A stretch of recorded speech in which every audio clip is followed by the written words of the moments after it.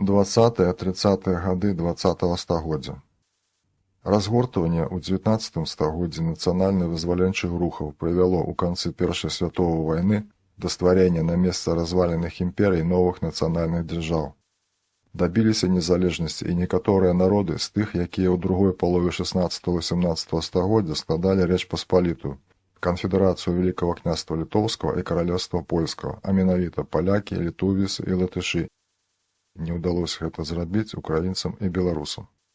У 20-30 гады самы важкі ўклад у развіццё канцэпцыі генезы ВКЛ зрабіла польская гістарыяграфія. Праблема ўтварэння дзяржавы, значная частка земляў якой аказалася ў складзе Польшы, займала важнае месца ў польскай гістарычнай навуцы. Уласнай версіі рэканструкцыі працэсу дзяржаўаўтварэння распрацавалі Генрык Пашкевіч і Генрык Лаўмянскі. Многія гісторыкі ВКЛ выказваліся па сутнасці праблемы, якая стала тэмай ажыўленай дыскусіі на адным з агульных з'ездаў польскіх гісторыкаў. У польскай гістарычнай літуаністыцы праблема генезы ВКЛ была па значнасці на другім месцы пасля тэмы уніі кароны і Літвы. Даволі арыгінальную канструкцыю генезы ВКЛ распрацаваў Генрых Пашкевіч. У адрозненне ад іншых польскіх даследчыкаў, якія прызнавалі творцам дзяржавы Міндаўга і спрачаліся галоўным чынам аб храналогіі і канкрэтным ходзе справы, Пашкевіч лічыў Міндаўга не стваральнікам, а аднавіцелем адзінства дзяржавы, якая склалася ўжо апошняй чвэрці 12 стагоддзя. Дэталёва аналізуючы пісьмовыя крыніцы і найперш дамову групу літуўскіх князёў з валынскім княствам у 1219 годзе, даследчык прыйшоў да высновы, што верагодным першым аб'яднальнікам Літовы быў бацька Міндаўга і Даўспрунка, невядомы па імю князь, які пазнейшай традыцыі называюць Рынгольдам. 5 князёў, пералічаныя на першым месцы ў дамове 1219 года, былі членамі аднаго роду, удзельнымі князямі, якія пасля смерці бацькі Міндаўга валодалі Літовай. Вярхоўным князем быў адзін з іх, Жывенбуд, у дамове названы першым. На думку Пашкевіча, у тэксце дамовы слова «старэйшыя» і трэба лічыць у адзіночным ліку «старэйшый» і адносіць яго да аднаго Жывенбуда, а не да ўсіх 5 князёў. Сваю тэорыю Пашкевіч праставіў на 5-м з'ездзе польскіх гісторыкаў у 1930 годзе, чым выклікаў там дыскусію. Ян Якубоўскі паўтарыў сваю даўнюю думку аб магчымасці існавання яшчэ да часу Міндаўга, федэрацыі некалькіх самастойных княстваў. Ян Адамус заўважыў, што пры аналізе тэксту нельга абмяжоўвацца інтэрпрэтацыяй аднаго слова, бо тут важныя гістарычныя высновы залежаць ад наяўнасці або адсутнасці маленькага значка над літарай «і». Даследчык, спасылаючыся на даследаванне Грушэўскага, выявіў, што слова «старэйшае» трэба чытаць у множным ліку. Генрых Пашкевіч у вялікай працы «Ягеллоны і Масква» развіў сваю тэзу аб суіснаванні ў пачатку 13 стагоддзя інстытута старэйшых князёў і велікакняскай улады. Погляды свае даследчык пацвердзіў у выдадзенай пасля вайны на эміграцыі працы «Пачаткі Русі». Вялікім князем над групай старэйшых быў спачатку Жывенбуд, а потым, верагодна, Даўспрунг, брат Міндаўга, ці адразу пасля Жывенбуда сам Міндаўг. У 1226-1236 гадах Міндаўг дабіўся адзінаўладдзя і тым самым вярнуўся да традыцыі, закладзенай бацькам. Панаванне Міндаўга склала паваротны этап гісторыі Літовы, бо гэты ўладар першым здолеў узяць уладу на даволі доўгі час, амаль на 30 гадоў. Ніякіх прамых ці ўскосных звестак аб інстытуцыі велікакняскай улады, не тым больш аб асобах на гэтым становішчы ў канцы 12-го, пачатку 13-го стагоддзя крыніцы не захавалі. Пашкевіч грунтаваў свае высновы выключна на шэрагу дапушчэнняў і разважаннях гіпатэтычнага характару. Напрыклад, выснова аб бацьку Міндаўга як стваральніку адзінай дзяржавы і першым вялікім князе грунтуецца на адной даволі неканкрэтна патрактаванай інфармацыі з лівонскай старэйшай рыфмаванай хронікі, якая паведамляе аб Міндаўгавым бацьку, імя не называе, быў такі магутны, што не меў сабе роўнага. Кандыдатура Даўспрунка прапаноўваецца даследчыкам на становішча вялікага князя пасля Жывенбуда толькі з той прычыны, што ён быў моцным князем, бо дачка яго аддадзена замуж за галіцка-валынскага князя. А крыніцы называюць бацьку Даўспрунка магутным уладаром і гэтак далей. Пашкевіч бачыў выразную ўзаемасувязь фармавання велікакняскай улады з тэрытарыяльнымі заваёвамі на Русі і лічыў, што нельга, цытата, недооцэньваць роль рускага элемента ў пабудове літуўскай дзяржавы, канец цытаты. Цытата, вялікія князі Літовы, каб узмацніць сваю пазіцыю ў краіне, узяць верх над асобнымі кунігусамі, карысталіся дапамогай войскаў залежных ад іх рускіх земляў, канец цытаты, падобна як у Антановіча паўстагоддзя раней. Цытата, найвялікшым дасягненнем літуаністычнай медыавістыкі, канец цытаты, назваў 1988 годзе Юліуш Бардых працу Генрыха Лаўмянскага «Вывучэнне пачаткаў літуўскага грамадства і дзяржавы». Выйшла 1931-1932 годзе. На аснове дэталёва апрацаванага фактычнага матэрыялу з выкарыстаннем даных археалогіі, аналагаў з Прусіі і Лівоніі, Лаўмянскі намаляваў панарамны вобраз племяннога ладу старажытных літовісаў, стан гаспадаркі, рассялення, сацыяльныя структуры, арганізацыя кіравання і генезіс дзяржавы. Генрых Лаўмянскі з'яўляецца аўтарам так званай дружыннай тэорыі утварення дзяржавы, якая дагэтуль застаецца актуальнай найперш у польскай гістарыяграфіі.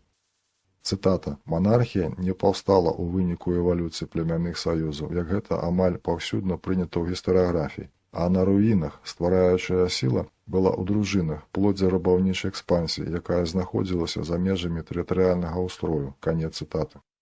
Па меркаванню даследчыка, пераўтварэнне племяннога ладу ў дзяржаву было вынікам паскарення ўнутранняй эвалюцыі літуўскага грамадства, выкліканага знешнімі прычынамі, у першую чаргу літуўскай экспансіі на Русі. Цытата, «Літуўская дзяржава нарадзілася не на фоне абароны ад ордэна, а экспансіі на Русі». Канец цытаты, падкрэсліваў даследчык. Дзяржаватворчым чыннікам Лаўмянскі назваў інстытут дружын, каманду прафесійных вояў пад кіраваннем князёў, паўстаўшы ў ходзе ваенна-рабаўнічай дзейнасці літуісаў. Дружыны патрабавалі сталых сродкаў на сваё ўтрыманне і дзеля гэтага пайшлі на Русь і пачалі асядаць у рускіх гарадах. Цытата, «Скінутыя з княжскіх сталоў нашаткі Рурыка саступаюць месца літуўскім кунігусам». Канец цытаты. Заваёва на Русі для іх была, паводле Лаўмянскага, лягчэйшай справай, чым падпарадкаванне ўласнага грамадства. Але ваяўнічым пераможным літуісам на Русі пагражала небяспека іншага кшталту. Баявыя дружыннікі хутка асімілёўваліся, ператвараліся ў прадстаўнікоў лакальных рускіх інтарэсаў і ўмацоўвалі залогі рускіх гарадоў. Цытата, «мужным энергічным літуўскім элементам». Канец цытата. Такі паварот справы трывожыў арганізатараў экспансіі на Русь, старэйшых правадароў. З гэтай сітуацыі, лічыць Лаўмянскі, цытата, лагічна выцякала неабходнасць стварэння ў краіне дзяржаўна-фіскальнага апарату, патрэбнага для падтрымання дружыннай арганізацыі па ўзору хаця б рускіх формаў дзяржаўнага ўстрою, якія ўсё лепей пазнаваліся літуісамі. Неабходнасць заваёвы літуўскага грамадства дружынамі. Канец цытаты. Гэтая справа была ажыццёўлена Міндаўгам. Літоўскай зямлёй Міндаўг апанаваў перад сваёй каранацыяй 1253 годзе, усёй Аўштотай 1254-1258 годзе, Жамойцю 1261 годзе. Лаўмянскі не пагадзіўся з Пашкевічам, каб аднесці пачаткі дзяржавы да апошняй чвэрці 12 стагоддзя і заявіў, што князі, пералічаныя ў дамове 1219 года, былі не манархамі, як лічыць Пашкевіч, а, цытата, проста правадарамі рабаўнічых бандаў. Канец цытаты. Несумнеўна, даследчык ставіў перад сабой наступнае пытанне: як жа невялікая Літова падпарадкоўвала, утрымлівала і кіравала значна большай Русю, калі да таго яшчэ была аслаблена пераходам на рускі бок часткі сваіх прафесійных войнаў. Адказ на яго Лаўмянскі шукаў у дэмаграфічных фактарах. Даследчык на падставе аналізу попісаў войска ВКЛ 16 стагоддзя, найперш 1528 года, прыйшоў да выніку, што літуўскага баярства ў ВКЛ было намнога больш, чым рускага, і перанёс гэтую выснову на 13 стагоддзя. Факт агульнай і вельмі значнай колькаснай перавагі славян над балтамі ён лічыць не маючым значэння ў дзяржаўным жыцці, бо неарганізаваная сялянская маса не ўяўляла сабой палітычнай сілы. Цытата, «Палітычная ўлада асобных тэрыторый вырашалася гушчынёй і якасцю рыцарскага баярскага насельніцтва». Канец цытаты. Падчас аналізу названых вайсковых попісаў Лаўмянскі ўжываў для акрэслення этнічнай прыналежнасці, пералічанай там шляхтай, крытэрыі канфесійнай прыналежнасці. Таму ўсе каталікі ў яго літуісы, а праваслаўныя, адпаведна, русіны. У выніку гісторык здабыў інфармацыю, што літоўцы складалі каля 60% агульнай колькасці рыцарства і прызнаў яе адпаведнай сітуацыі 13 стагоддзя. Аднак, па-першае, стан рэчаў у ВКЛ у 16 стагоддзі моцна адрозніваўся ад сітуацыі ў 13 стагоддзі, таму метад рэтраспекцыі тут не спрацоўвае. Па-другое, ужыты лаўмянскім канфесійны крытэрый этнічнай ідэнтыфікацыі выглядае вельмі сумнеўна, паколькі вядомы шматлікія выпадкі балцкага паходжання феадалаў праваслаўнага веравызнання і феадалаў каталікоў беларускага ды ўкраінскага паходжання. Трэба зазначыць, што гэты крытэрый застаецца актуальным для польскай гістарыяграфіі пасляваеннага часу, аб чым сведчыць хаця б перавыданне працы Генрыха Лаўмянскага ў 1983 годзе. Выклікае сур'ёзны сумнеў і выснова аб малалікасці ў параўнанні з балцка-літовай шляхты на землях, намнога перавышаўшых літоваў памерамі і колькасцю насельніцтва, і даўно ўжо кіруемых феадальным ладам, асновай якога з'яўляецца вайсковая конная служба рыцара за зямельнае ўзнагароджанне. Аналіз тых самых вайсковых попісаў з выкарыстаннем іншых крытэрыяў прыводзіць да значна адрозных вынікаў, што паказвае Анатоль Грыцкевіч пра 40 з лішнім гадоў пасля з'яўлення працы Лаўмянскага. Паводле Грыцкевіча, буйныя феадалы літоўскага паходжання ў сярэдзіне 16 стагоддзя складалі менш паловы магнатаў Беларусі і ўсёй дзяржавы, але валодалі прыблізна паловай магнацкіх латыфундый. Беларуская шляхта складала каля 80% ўсёй шляхты і валодала 80% земляў, якія былі ў уладанні сярэдніх і дробных феадалаў. Па попісу войска 1528 года у ВКЛ была 41 магнацкая сям'я, з іх 18 літувійскага паходжання, з іх 5 праваслаўных, 17 беларускага, 5 украінскага, 1 польскага паходжання. Для падмацавання сваіх высноў Генрых Лаўмянскі прыцягвае таксама псіхалагічны фактар, прызнаўшы, што ваенная сіла Русі была большай, чым вынікае са здабытых ім лічбаў, і што Русь мела перавагу ў некаторых аспектах ваеннай тэхнікі. Даследчык тым не менш заключае, цытата, «Дзякуючы маладосці цывілізацыі, двухвекавым ваенным і палітычным поспехам літовіцы мелі адпаведны псіхічны настрой, былі больш вынослівымі і ваяўнічымі, жаднымі да здабычы, перамог і тэрытарыяльных набыткаў». Канец цытаты.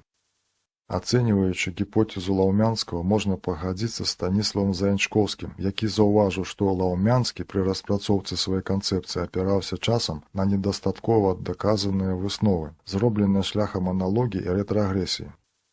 Як? Занадта гіпатэтычную. Заянчкоўскі ацаніў таксама канструкцыю Пашкевіча і прызнаў праблему генезы ВКЛ надалей адкрытай.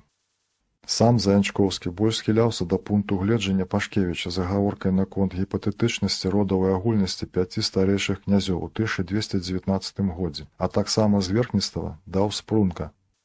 Такім чынам, ён, як і большасць калег, лічыў, што некаторыя кунігусы, у тым ліку выступаючы ў дамове 1219 года, маглі быць на становішчы манархаў.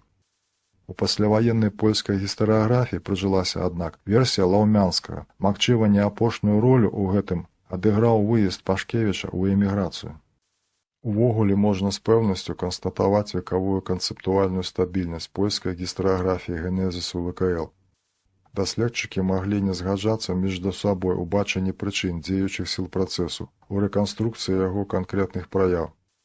Але дзвюх галоўных пасылак, першая, дзяржава вынік эвалюцыі літувійскага грамадства, другое, цесная сувязь між утварэннем дзяржавы і захопам літувісамі земляў на Русі, не кранаў ніхто. Гэтыя две тэзы ў польскай гістарыяграфіі выступаюць як пастулаты, ад пачатку зададзеныя непадлеглыя дыскусіі аксіёмы. На іх будуюцца ўсе варыянты рэканструкцыі працэсу ўтварэння ВКЛ. У найбольш сціслым выглядзе яны прадстаўлены ў невялікай працы Фрэдэрік Папе.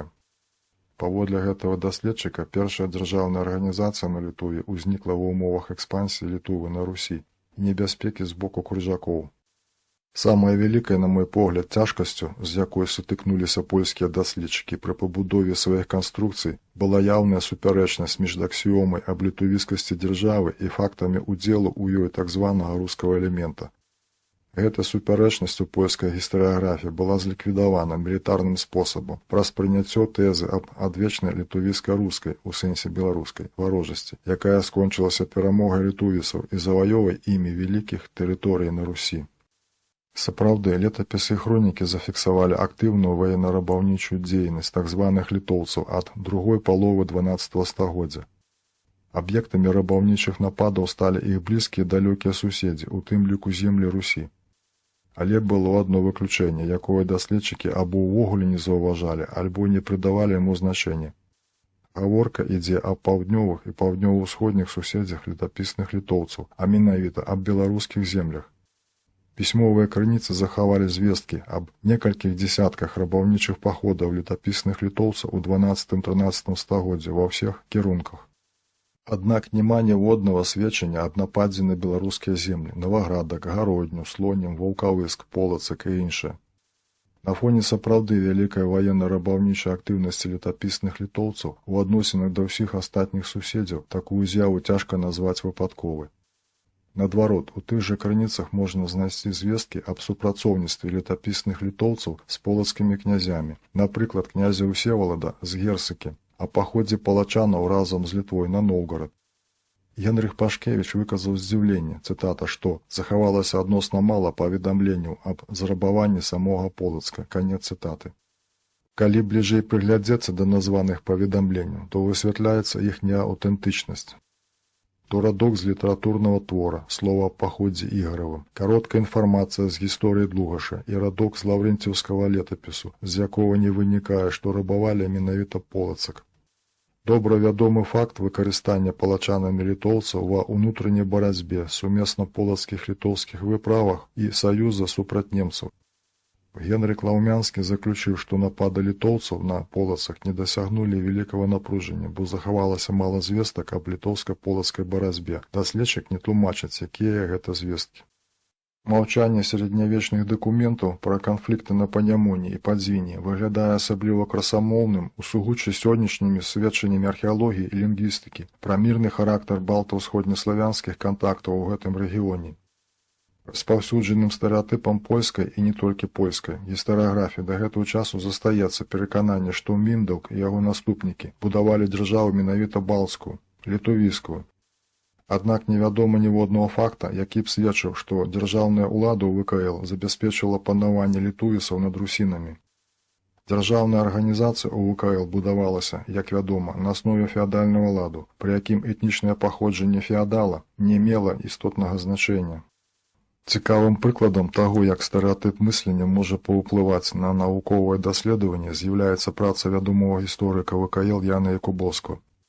Прызнаўшы, што, цытата, этнічная літувійская тэрыторыя не займала нават чацвёртай часткі ўсёй дзяржавы, канец цытаты, даследчык адначасова выводзіць з попісу войска 1528 года, што, цытата, ва ўсёй літувійскай дзяржаве ў 16 стагоддзі насельніцтва карэнна-літувійскае, калі не складала большасці, то ва ўсялякім выпадку раўнялася па колькасці рускаму насельніцтву, канец цытаты. Зразумела, гэтая выснова не была прынята іншымі даследчыкамі з-за яе фантастычнасці. Грунтоўная праца польскіх гісторыкаў міжваеннага часу мела свой плён. Выпрацаваная імі канцэпцыя была прынята ва ўсім свеце, у тым ліку ў Савецкім Саюзе, з некаторымі мадыфікацыямі, больш часткай ідэалагічнага характару. Традыцыйная расійская гістарыяграфія ва ўмовах савецкага ладу развівацца далей не магла. Нешматлікія публікацыі, у тым ліку Мацея Любаўскага, былі паўторам ранейшых напрацовак. Савецкая расійская гістарыяграфія сфармавала свае адносіны да праблемы ўтварэння ВКЛ пазней, ужо пасля заканчэння Другой святовай вайны. Як значную навуковую падзею канца 30-х гадоў можна ацаніць публікацыю знакамітай «Хронікі Лівоніі» Генрыха Латвійскага. Гэтае выданне, як і каментарый да яго, і сёння мае высокую навуковую вартасць. У Літуве, каб задаволіць вырасшы попыт на гістарычныя веды і абудзіць цікавасць насельніцтва да гісторыі, ствараліся папулярныя і папулярна-навуковыя працы, выкарыстоўваліся пераробкі з польскіх і расійскіх гісторыкаў Станіслава Кучэбы, Яна Якубоўскага, Уладзіміра Антановіча і Мацея Любаўскага. Паваротным момантам развіцця гістарычнай навукі ў Літуве было ўтварэнне незалежнай дзяржавы. Дзякуючы падтрымцы дзяржавы павялічваецца колькасць гістарычных прац. Гісторык-аматар саступае прафесіяналу.